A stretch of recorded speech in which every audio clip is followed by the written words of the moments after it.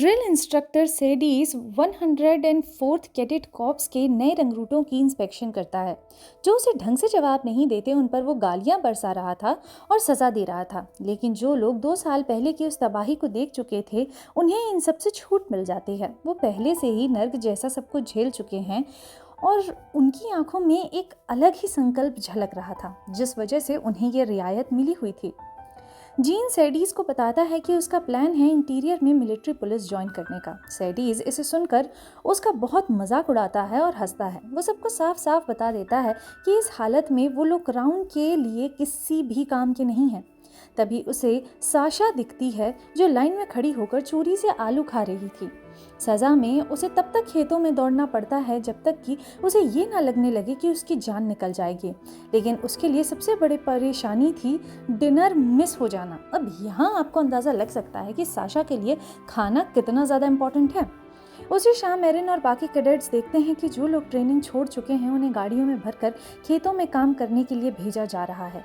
यही होता है उन लोगों का हाल जो कॉर्प्स में टिक नहीं पाते।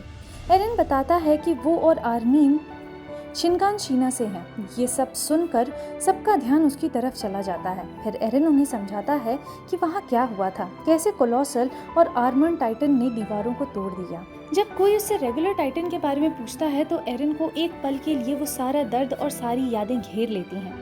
फिर वो कहता है कि ये सब कुछ कोई बड़ी बात नहीं है। ओमनी डायरेक्शनल गियर की मदद से टाइटन्स को आसानी से हराया जा सकता है।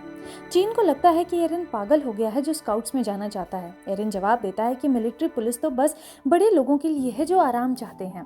दोनों के बीच एक टकराव सा होता है, लेकिन थोड़ी देर बाद जीन माफ़ी मांगता है और दोनों हाथ मिला लेते हैं। जीन की नज़र मिकासा पर पड़ती है और वो एकदम से उसका दीवाना हो जाता है। लेकिन जब उसे पता चलता है कि मिकासा एरिन के साथ है तो उसका दिल टूट जाता है। उधर साशा सज़ा के बाद बेहोश हो जाती है। शुक्र है कि 2 कैडेट्स उसे खाना देते हैं और उसके सोने का इंतज़ाम करते हैं। अगले दिन कैडेट्स ओमनी डायरेक्शनल गियर की ट्रेनिंग करते हैं जहां वायर से जुड़े पोल्स के साथ बैलेंस और मूवमेंट की प्रैक्टिस होती है। मिकासा जैसे कई कैडेट्स इसे तुरंत समझ जाते हैं, लेकिन एरिन तो ठीक से खड़ा भी नहीं हो पाता। शाम को मिकासा और आर्मीन उसकी हेल्प करते हैं, लेकिन कुछ खास फर्क नहीं पड़ता। डिनर के टाइम एरिन चिंता में डूबा होता है। उसे लगने लगता है कि शायद वो इस लायक नहीं है। आर्मीन उससे कहता है कि अगले दिन वो लोग फिर ट्राई करेंगे, लेकिन मिकासा कहती है कि शायद एरिन को इन सब चीज़ों का ख्याल अपने दिमाग से निकाल देना चाहिए। अपनी जान दांव पर लगाना कोई मजाक नहीं है और ये भी उनके हाथ में नहीं है कि एरिन सोल्जर बन ही जाएगा। लेकिन हार मानने को तैयार नहीं है एरिन। वो जीन और कॉनी से मदद मांगता है और ओमनी डायरेक्शनल गियर कैसे सही से यूज़ करें इस बारे में पूछता है। दोनों से चिढ़ाते हैं कि जब टैलेंट ही नहीं तो पहले जैसे बहादुर बनने का क्या फ़ायदा है।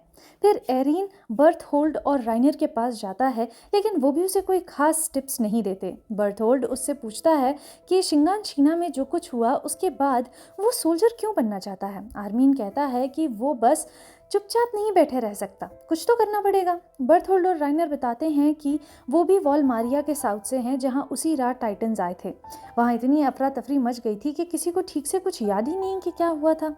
चारों इस बात पर कनेक्ट करते हैं क्योंकि वही कुछ लोग हैं जिन्होंने असली डर को अपनी आंखों से देखा था।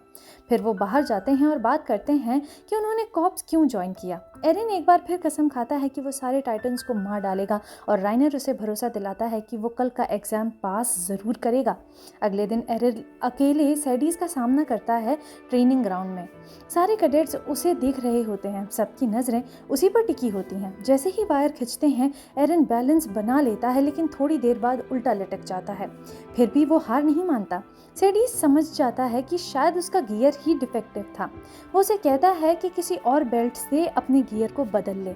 जैसे ही एरिन नया गियर पहनता है वो बैलेंस कर लेता है, यानी कि उसने आज का एग्जाम पास कर लिया था।